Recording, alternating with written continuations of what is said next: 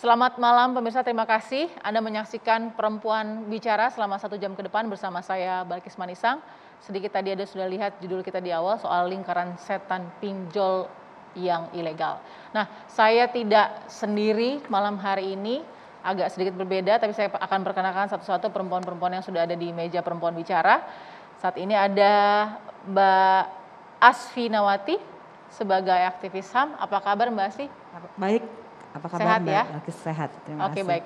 Kemudian juga ada Mbak Devi Rahmawati sebagai pengamat sosial. Apa kabar Mbak Devi? Alhamdulillah, insya Allah sehat Mbak. Sehat ya? Oke, Ya. Kemudian juga saya akan perkenalkan satu lagi, Mbak Afiliani sebagai pengamat ekonomi. Apa kabar Mbak Afi? Baik Mbak, selamat malam. Sehat? Alhamdulillah sehat. Alhamdulillah sehat. Mbak Afi, terima kasih ya hadir di Perempuan Bicara untuk episode pertama ini ya. Oke, saya juga akan memperkenalkan satu lagi, seorang perempuan pekerja dan kemudian menjadi korban dari pinjaman online ilegal ya. Ada Mbak Yunia Diningtyas. Apa kabar Mbak Yunia? Ya, alhamdulillah sehat. Sehat ya Mbak Yunia. Oke, kita prihatin juga ya Mbak ya, sudah menjadi korban dari pinjol ilegal ini ya. Nanti kita akan dengarkan cerita Mbak Yunia. Tapi sebelumnya kita juga harus lihat ini adalah fenomena gunung es. Pinjaman online ini seperti fenomena gunung es yang kemudian maksudnya untuk membantu kesempitan dan kesulitan masyarakat yang memang ekonomi sedang ditantang hebat-hebatnya dalam pandemi seperti ini. Namun ternyata justru banyak masalah yang bermunculan, bahkan memakan korban. Baru-baru ini kita tahu ada seorang ibu rumah tangga di Wonogiri, Jawa Tengah yang akhirnya mengakhiri hidupnya karena sudah terhimpit dengan kondisi ya tak sanggup menghadapi teror dari pinjaman online ilegal. Kita saksikan seperti apa. Seorang ibu di Wonogiri, Jawa Tengah tewas gantung diri karena tak kuat dengan teror tagihan utang. Korban memiliki utang mencapai 51,3 juta rupiah dari pinjaman online. Lilitan pinjaman online juga pernah menjerat seorang guru honorer di Semarang, Jawa Tengah. Korban berutang karena terdesak biaya hidup. Berutang hingga 3,7 juta rupiah, namun bunga yang dibayar mencapai 206 juta rupiah. Kisah berutang pada pinjaman online ilegal berakhir mulai dari dipermalukan hingga bunuh diri. Peminjam merasa depresi karena teror penagihan utang hingga bunga tinggi. Alasan terdesak persoalan ekonomi masyarakat pun berutang. Tidak lagi bisa memilah yang mana pinjaman online berizin dan tidak berizin. Pinjaman online legal telah berpayung hukum, tapi apakah konsumen telah memperoleh hak sesuai hukum? Bagaimana dengan maraknya pinjaman online ilegal? Perlukah payung hukum untuk memutus peredaran pinjaman online ilegal? Bagaimana masyarakat bisa keluar dari lingkaran setan pinjaman online ilegal?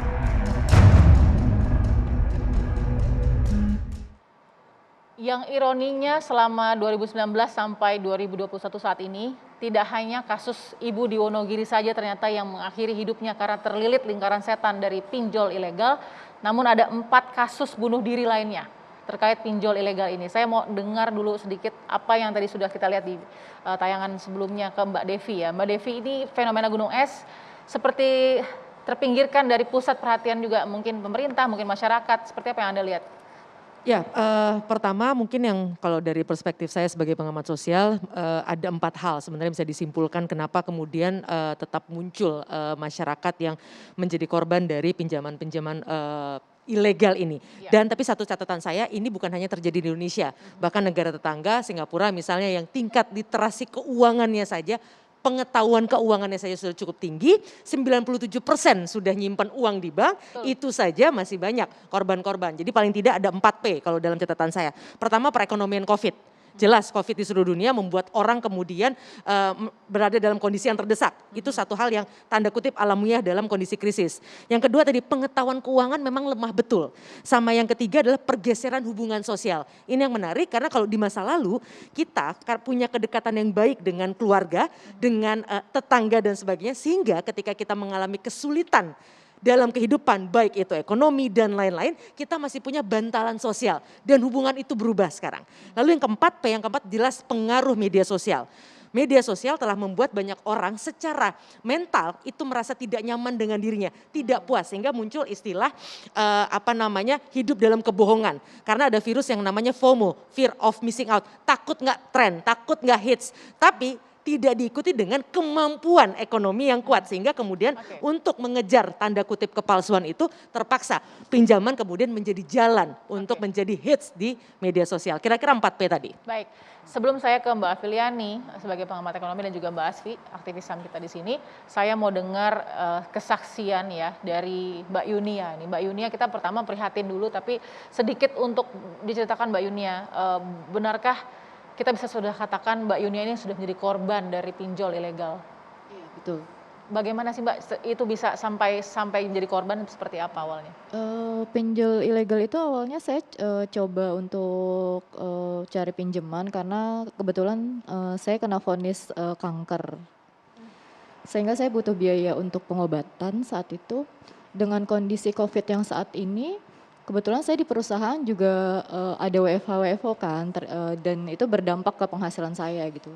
Saya coba buka-buka di Google, cari tahu, ternyata saya mendapati satu aplikasi, saya coba download, kemudian ya di situ seperti biasa foto KTP, foto selfie dengan KTP, pengisian yang mudah. Nah di situ ada kata-kata pengajuan sekali klik. Di situ saya nggak paham sebenarnya itu apa, tapi saya coba untuk klik di situ. Ternyata dalam satu aplikasi itu ada seperti banyak koperasi lah ya. Itu langsung ada 5 koperasi yang langsung transfer ke rekening saya. Itu awalnya dengan persetujuan atau tidak dengan persetujuan? Enggak, itu sekali klik saya pencet sekali klik itu dia langsung masuk ke rekening saya. Boleh tahu jumlahnya berapa pada saat itu? Saat itu yang masuk ke rekening saya sekitar 7 juta. Tapi pengembaliannya itu sekitar 10 juta. Mohon maaf, pengajuan di awal berapa dari kebutuhan Mbak Yunia saat itu? Saat itu saya hanya butuh sekitar 2 juta, tapi saya nggak tahu ternyata kalau sekali klik itu banyak yang masuk kan ke rekening Jadi saya. berharapnya pinjam 2 juta, datang 7 juta. Iya. Oke. Dan di awal sebelum saya download itu ada kata-kata dia pembayarannya selama 130 hari kan, 130 hari. Tapi ternyata pas saya udah ditransfer, saya baru tahu pembayaran itu harus 7 hari dibayarkan 5 aplikasi tersebut. Sering berjalannya waktu, di hari kelima teror itu mulai datang, di hari itu juga harus dibayar 5-5-nya itu. Mereka tuh pasti beralasan ada perbaikan sistem segala macam. Oke. Padahal perjanjiannya 130 hari baru Ya 130 hari kemudian dikembalikan harusnya, ya, tapi ternyata baru 5 hari. ternyata setelah di approve dan ditransfer ke rekening saya, pas saya cek lagi mereka berubah jadi 7 hari. Wow. Ya, tapi di hari kelima pun saya udah dapat teror untuk dibayarkan hari itu, di jam itu, nggak boleh meleset atau data disebar. Boleh kita tahu nggak sih Mbak Yunia di tengah sedang berjuang melawan kanker, itu terornya seperti apa? Ya, mereka mau menyebarkan data saya ke orang-orang yang ada di kontak saya. Jadi bukan hanya orang yang kita sebagai kontak darurat ya. Waktu itu kan pengajuannya itu kontak darurat sekitar 2 orang lah ya. Tapi Keluarga ya? Ya, tapi enggak, ini semua kontak yang ada di handphone itu disadap sama mereka. Kontak di handphone, galeri foto itu mereka sadap semua. Teror yang boleh nggak berbagi nih Mbak Yunia, terornya seperti apa sih? Ya kata-kata kasar lah ya, sampai yang kebun binatang itu pasti keluar itu kayak gitu-gitu. Masih menyimpan nggak kira-kira teror-teror itu di file atau di handphonenya Mbak Yunia? Kebetulan saat ini saya udah nggak simpan karena jadi traumatik sendiri ya, untuk nomor-nomor nggak jelas aja tuh saya udah nggak berani untuk jawab gitu loh. Karena itu, karena sempat pernah satu ketika mereka itu pasti ngebuatin satu grup isinya itu kontak-kontak yang ada di nomor handphone saya. Dan itu orang tua saya syoknya luar biasa melihat itu gitu kan. Sampai foto profil ibu saya itu dibuat, maaf ya, anak lo nih maling, suruh bayar utang gitu. Shock ibu, marah, kecewa atau sedih atau Lebih ke sedih ya. Sedih sih dia. Stres berarti ibu saat itu? Betul. Dan saya pun sampai pernah ada di titik terendah itu. Sampai saya berpikir saya mau mengakhiri hidup saya karena saya nggak kuat. Karena mereka benar-benar ngehantam mental kita kan. Sampai pernah mereka juga bilang mau mengganti foto saya dengan di bawahnya itu ditulis Open BO.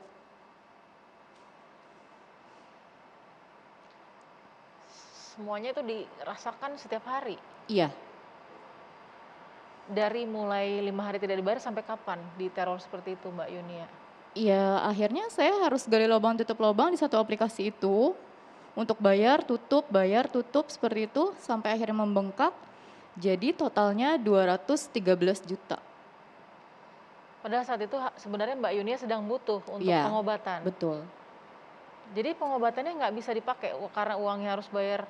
Iya, justru untuk pengobatan saya sendiri ya jadi saya nggak bisa gunain untuk ke situ. Oke, oke.